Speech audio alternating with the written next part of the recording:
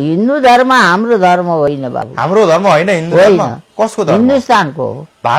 भारतको ए र भारतमा मुस्लिम हमला भएपछि, मुस्लिम राज्य भएपछि अनि त्यहाँका हिन्दूहरू सबै जो मुस्लिमलाई मान्नु थियो त्यो मानेर बसे, जो मान्नु थिएन तिनीहरू चाहिँ सबै यसरी लाखा पाखा राखे।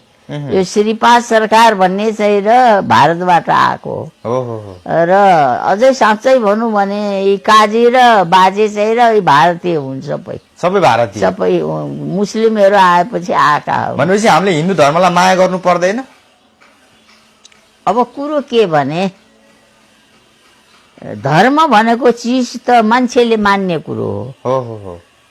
यो कोही हिन्दुस्तानको धर्म, फल्लाको धर्म, ढेस्काको धर्म, कसलाई मान्ने कसलाई नमान्ने चिज होइन।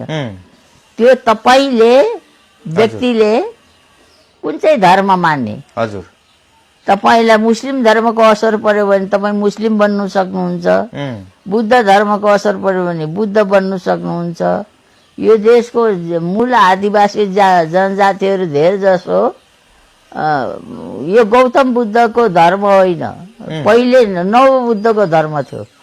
तपाईको काभ्रेमा छ एउटा नवबुद्धको मन्दिर, हजुर, गुम्बा छ।